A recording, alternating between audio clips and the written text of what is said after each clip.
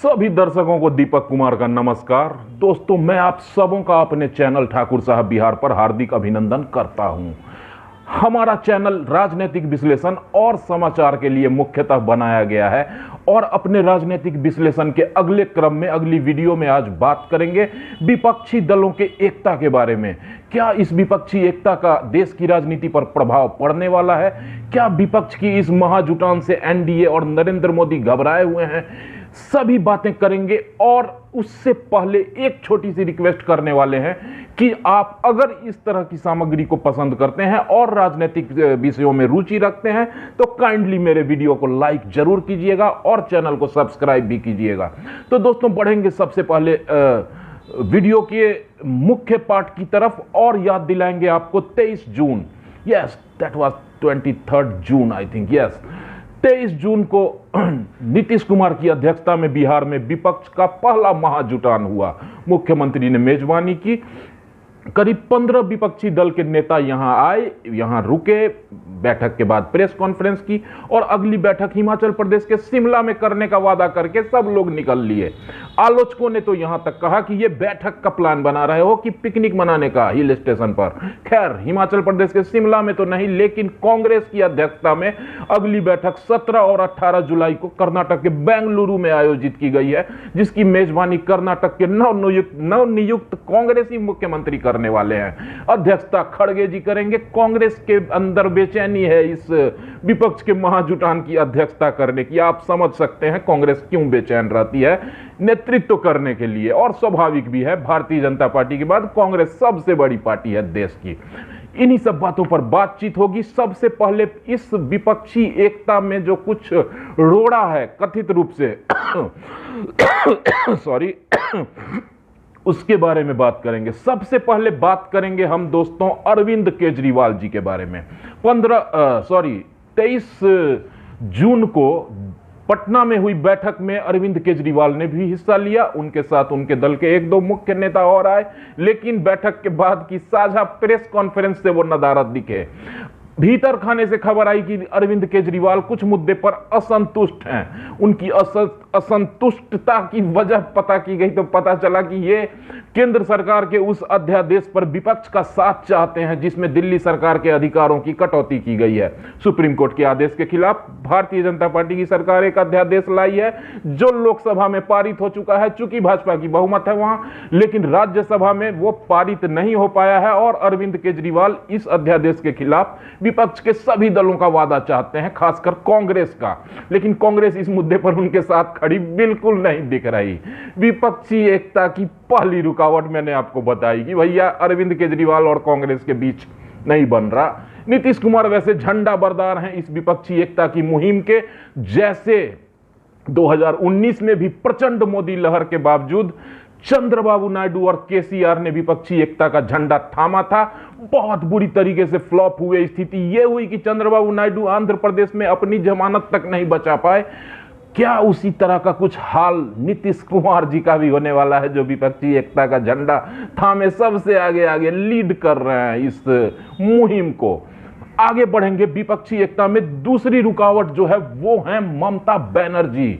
इस विपक्षी महाजुटान का बहुत बड़ा चेहरा, एक बहुत ही डैशिंग राजनेता, बहुत ही मजबूत पार्टी और जिनके एमपी की संख्या भी बहुत अच्छी होती है।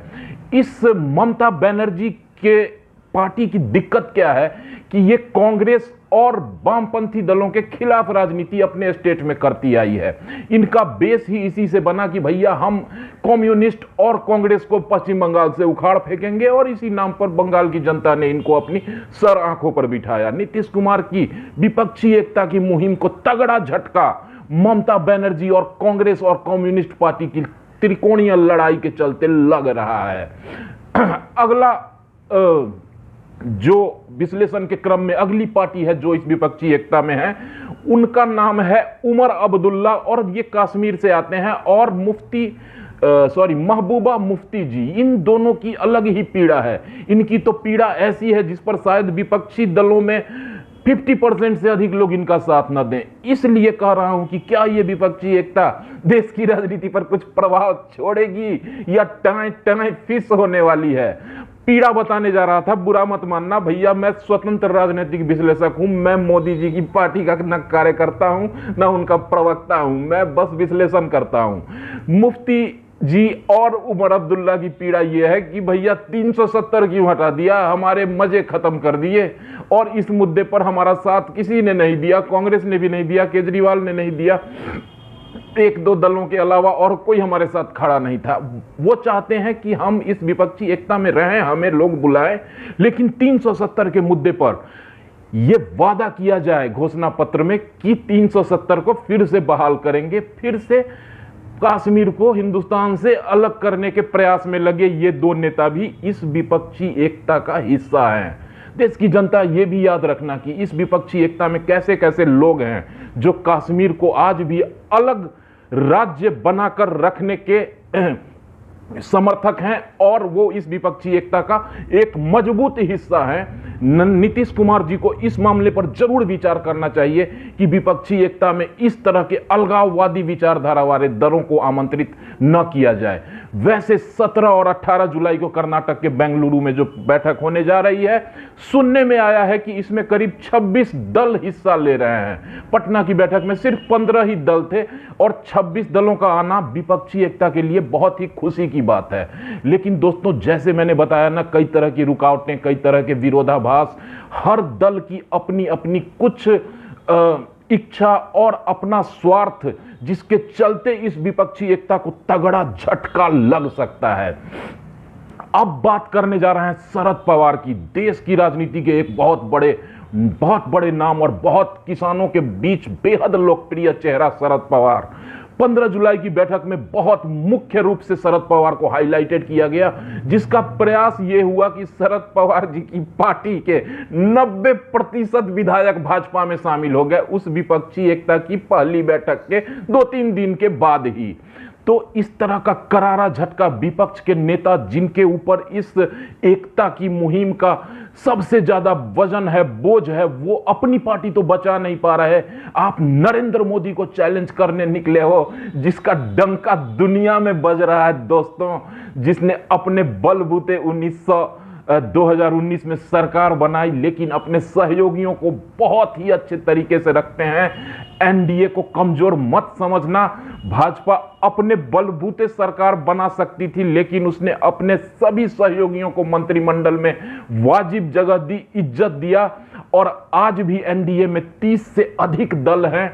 इसलिए विपक्षी एकता इस तरीके से बैठकें करना, और कांग्रेस की बात तो मैंने की ही नहीं दोस्तों। कांग्रेस सबसे बड़ी पार्टी, अभी राहुल गांधी जी अयोग्य हो गए हैं, तो हो सकता है इनके चुनाव लड़ने पर रोक लगी रहे। वैसे सुप्रीम कोर्ट का जजमेंट आना बाकी है, लेकिन सोनिया गांधी और प्रियंका गांधी के होते हुए गांधी परिवार और कांग्रेस किसी और को अपना प्रधानमंत्री का दावेदार मान ले, किसी छोटे दल के नेता को, ये मुझे बहुत ही मुश्किल लगता है। और इसीलिए मुझे थोड़ा सा संशय है कि इस विपक्षी एकता का परिणाम क्या होगा। वैसे देखना बहुत उचित होगा। हमारे जैसे राजनीतिक विश्लेषकों के लिए अच्छे मुद्दे भी मिलते रहेंगे वीडियो बनाने के। और ये बहुत ही एक और पार्टी राजद की तो बात ही नहीं की मैंने। मेरे ही स्टेट बिहार से सबसे बड़ी पार्टी राष्ट्रीय जनता दल, जिसके सर्वे सर्वा माननीय लालू यादव जी हैं, विश्व प्रसिद्ध नेता, जिन्होंने बिहार का डंका विदेशों में भी बजवाया। उनकी क्या परेशानी है इस विपक्षी एकता में, या उनका क्या स्वार्थ है, ये भी थोड़ा जान लेते हैं। नीतीश कुमार जी झंडावरदार हैं, इस विपक्षी एकता की मुहिम के आगे आगे लीड कर रहे हैं, और लालू यादव जी नीतीश कुमार के पीछे से ढकेल रहे हैं कि नीतीश कुमार जी ही प्रधानमंत्री बनेंगे। इसमें सिर्फ और सिर्फ लालू यादव जी का यह स्वार्थ है कि जैसे ही नीतीश कुमार को पीएम कैंडिडेट डिक्लेयर किया गया विपक्षी एकता में, वैसे ही तेजस्वी यादव को शिफ्ट करूंगा डिप्टी सीएम से सीएम की कुर्सी पर। चूंकि ये लालू यादव जी का ही नहीं, हर माता पिता का सपना होता है कि भाई हम अपने पुत्र को अपनी जगह पर बिठाएं। लालू यादव जी भी तेजस्वी को अपने जगह पर सीएम बनाना चाहते थे, लेकिन दुर्भाग्य से उस वक्त नहीं बना पाए। अभी मौका है, और वो अपने छोटे भाई को पीएम और पुत्र को पीएम बनाने के लिए पूरी ताकत से लगे हैं। मैं कॉन्ग्रेचुलेट करूंगा, बधाइयां दूंगा विपक्षी दलों के तमाम नेताओं को, और मैं आशा करता हूं कि आप सबों की एकता रंग लाए, आप सब प्रधानमंत्री मोदी को टक्कर देने में कामयाब हों। चूंकि मोदी का खौफ ही है जो आप सबों को एक मंच पर ले आया, वरना अलग अलग मानसिकता, अलग अलग स्वार्थ, अलग अलग जरूरतें, अलग अलग पीड़ा होते हुए भी आप सब चाय बिस्किट और डोसा उत्पम खाने के लिए एक जगह पर जमा हो रहे हो, ये बहुत बड़ी बात है। दोस्तों, अगर वीडियो अच्छी लगे तो लाइक करके सूचित करना, अगर बुरी लगे तो भी सूचित करना। तब तक के लिए अपना ख्याल जरूर रखना, दुआओं में मुझे भी याद रखना। Thank you, take care and good bye.